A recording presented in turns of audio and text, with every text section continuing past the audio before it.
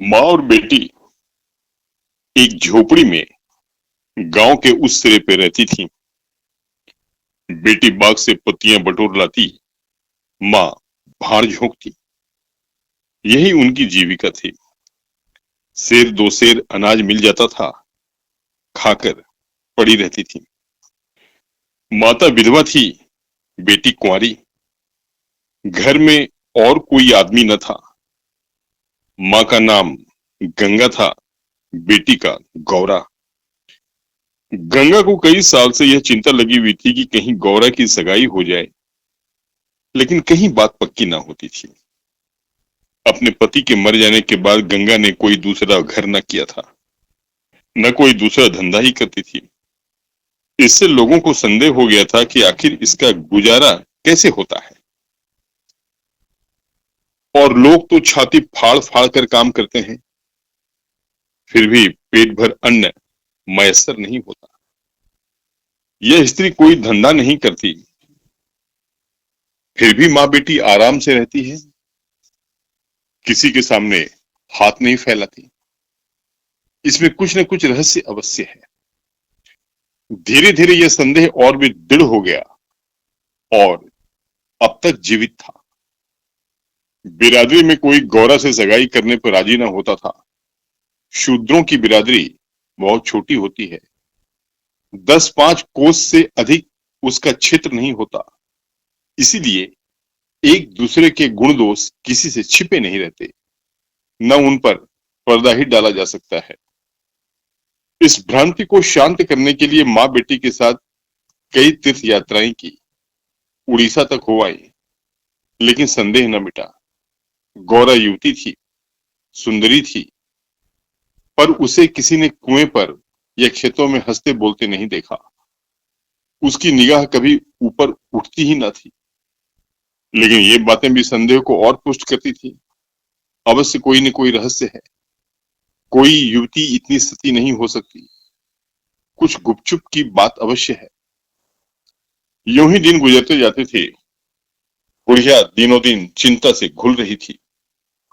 उधर सुंदरी की मुख छवि दिनों दिन निखरती जाती थी, कली खिलकर फूल हो रही थी। एक दिन एक परदेशी गांव से होकर निकला, 10-12 कोस से आ रहा था। नौकरी की खोज में कलकत्ता जा रहा था। रात हो गई। किसी कहार का घर पूछता वह गंगा के घर आया। गंगा ने उसका खूब आदर सत्कार किया, उसके लिए गेहूं का आटा लाई, घर से बर्तन निकाल कर दिए। कहार ने पकाया, खाया, लेटा, बातें होने लगी। सगाई की चर्चा छिड़ गई। कहार जवान था। गौरा पर निगाह पड़ी, उसका रंग ढंग देखा, उसकी सजल छवि आंखों में खूब गई। उसकी सजल छवि आंखों में खूब गई। सगाई करने पर राजी हो गया। लौट कर घर चला गया। 2-4 गहने अपनी बहन के यहाँ से लाया। गांव के बजाज से कपड़े उधार गांव के बजाज ने कपड़े उधार दे दिए। 2-4 भाई बंधुओं के साथ सगाई करने आ पहुंचा। सगाई हो गई, यहीं रहने लगा।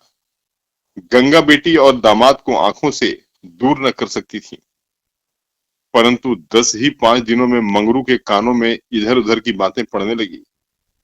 सिर्फ बिरादरी ही की नहीं, अन्य जाति वाले भी उनके कान भरने लगे। ये बातें सुनकर मंगरू पछताता था कि नाहक यहाँ फंसा, और गौरा को छोड़ने का ख्याल कर उसका दिल कांप उठता था।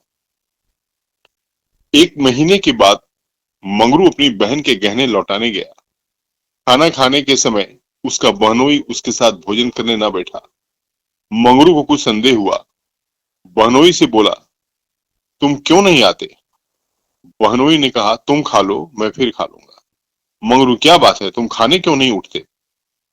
बहनोई, जब तक पंचायत न होगी मैं तुम्हारे साथ कैसे खा सकता हूँ?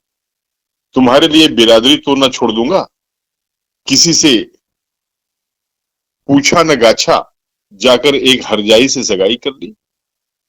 मंगरू चौके पर से उठ गया, मिर्जई पहनी और ससुराल चला गया। बहन खड़ी रोती रह गई। उसी रात को वह किसी से कुछ कहे सुने बगैर गौरा को छोड़कर कहीं चला गया। गौरा नींद में मग्न थी। उसे क्या खबर थी कि वह रत्न जो मैंने इतनी तपस्या के बाद पाया है मुझे सदा के लिए छोड़े चला जा रहा है। कई साल बीत गए, मंगरू का कुछ पता न चला, कोई पत्र तक न आया। पर गौरा बहुत प्रसन्न थी। वह मांग में सिंदूर डालती, रंग बिरंग के कपड़े पहनती और अधरों पर मिस्सी के घड़े जमाती। मंगरू भजनों की एक पुरानी किताब छोड़ गया था, उसे कभी कभी पढ़ती और गाती। मंगरू ने उसे हिंदी सिखा दी थी, टटोल टटोल कर भजन पढ़ देती थी। पहले वह अकेली बैठी रहती थी, गांव की और स्त्रियों के साथ बोलते चालते उसे शर्म आती थी। उसके पास वह वस्तु न थी जिस पर दूसरी स्त्रियां गर्व करती थीं। सभी अपने अपने पति की चर्चा करती। गौरा के पति कहाँ था, वह किसकी बातें करती। अब उसके भी पति था। अब वह अन्य स्त्रियों के साथ इस विषय पर बातचीत करने की अधिकारिणी थी। वह भी मंगरू की चर्चा करती। मंगरू कितना स्नेहशील है, कितना सज्जन, कितना वीर।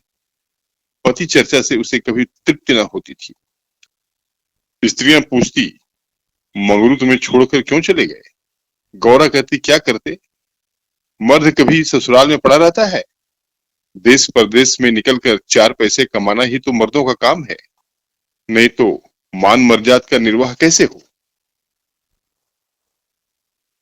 जब कोई पूछता चिट्ठी पत्री क्यों नहीं भेजते, तो हंसकर कहती, अपना पता ठिकाना बताने में डरते हैं, जानते हैं ना गौरा आकर सिर पर सवार हो जाएगी। सच कहती हूँ, उसका पता ठिकाना मालूम हो जाए तो यहाँ मुझसे एक दिन भी न रहा जाए। वह बहुत अच्छा करते हैं कि मेरे पास चिट्ठी पत्री नहीं भेजते। बेचारे परदेश में कहां पर घर गृहस्थी संभालते फिरेंगे। एक दिन किसी सहेली ने कहा, हम न मानेंगे, तुमसे जरूर मंगरू से झगड़ा हो गया है, नहीं तो बिना कुछ कहे सुने क्यों चले जाते। गौरा ने हंसकर कहा, बहन, अपने देवता से भी कोई झगड़ा करता है? वह मेरे मालिक हैं, भला मैं उनसे झगड़ा करूंगी? जिस दिन झगड़े की नौबत आएगी कहीं डूब मरूंगी। मुझसे कह के चले मुझसे कह के जाने पाते, मैं इनके पैरों से लिपट न जाती। एक दिन कलकत्ते से एक आदमी आकर गंगा के घर ठहरा। पास ही के किसी गांव में अपना घर बताया। कलकत्ते में वह मंगरू के पड़ोस ही में रहता था। मंगरू ने उससे गौरा को अपने साथ लाने को कहा था। 2 साड़ियां और राह खर्च के लिए रुपए भी दिए थे। गौरा फूली न समाई, बूढ़े ब्राह्मण के साथ चलने को तैयार हो गई। चलते वक्त वह गांव की सब औरतों से गले मिली। गंगा उसे स्टेशन तक पहुंचाने गई। सब कहते थे बेचारी लड़की के भाग जग गए, नहीं तो यहाँ कुड़-कुड़ कर मर जाती। रास्ते भर गौरा सोचती थी, न जाने वह कैसे हो गए होंगे। अब तो मूछें अच्छी तरह निकल आई होगी। परदेश में आदमी सुख से रहता है, देह भर आई होगी, बाबू साहब हो गए होंगे। मैं पहले 2-3 दिन उनसे बोलूंगी नहीं, फिर पूछूंगी, तुम मुझे छोड़कर क्यों चले गए? अगर किसी ने मेरे बारे में कुछ बुरा भला कहा ही था, तो तुमने उसका विश्वास क्यों कर लिया? तुम अपनी आंखों से न देखकर दूसरों के कहने पर क्यों गए? मैं भली हूं या बुरी हूं तो तुम्हारी। तुमने मुझे इतने दिनों तक रुलाया क्यों? तुम्हारे बारे में अगर इसी तरह कोई मुझसे कहता, तो क्या मैं तुमको छोड़ देती? जब तुमने मेरी बाह पकड़ ली, तो तुम मेरे हो गए। फिर तुम में लाख ऐब हो मेरी बला से, चाहे तुम तुर्क ही क्यों न हो जाओ, मैं तुम्हें छोड़ नहीं सकती। तुम क्यों मुझे छोड़कर भागे? क्या समझते थे, भागना सहज है? आखिर झक मारकर बुलाया कि नहीं? कैसे न बुलाते? मैंने तो तुम्हारे ऊपर दया की कि चली आई, नहीं तो कह देती कि मैं से निर्दयी के पास नहीं जाती, तो तुम आप दौड़े आते। तब करने से देवता भी मिल जाते हैं। अगर सामने खड़े हो जाते हैं, तुम कैसे ना आते? वह बार बार उद्विग्न हो होकर बूढ़े ब्राह्मण से पूछती, अब कितनी दूर है, धरती के छोर पर रहते हैं क्या? और भी कितनी ही बातें वह पूछना चाहती थी, लेकिन संकोचवश न पूछ सकती थी। मन ही मन अनुमान करके अपने को संतुष्ट कर लेती थी। उनका मकान बड़ा सा होगा, शहर में लोग पक्के घरों में रहते हैं। जब उनका साहब इतना मानता है तो नौकर भी होगा, मैं नौकर को भगा दूंगी। मैं दिन भर पड़े पड़े क्या किया करूंगी। बीच बीच में उसे घर की याद भी आ जाती थी। बेचारी अम्मा रोती होंगी।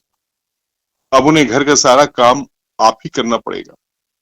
न जाने बकरियों को चराने ले जाती हैं या नहीं। बेचारी दिन भर में करती होंगी। मैं अपनी बकरियों के लिए महीने महीने रुपए भेजूंगी। जब कलकत्ते से लौटूंगी तो सबके लिए साड़ियां लाऊंगी। तब मैं इस तरह थोड़े लौटूंगी। मेरे साथ बहुत सा असबाब होगा। सबके लिए कोई न कोई सौगात लाऊंगी। तब तक तो बहुत सी बकरियां हो जाएंगी। यही सुख स्वप्न देखते देखते गौरा ने सारा रास्ता काट दिया। पगली क्या जानती थी कि मेरे मन कुछ और है और कर्ता के मन कुछ और।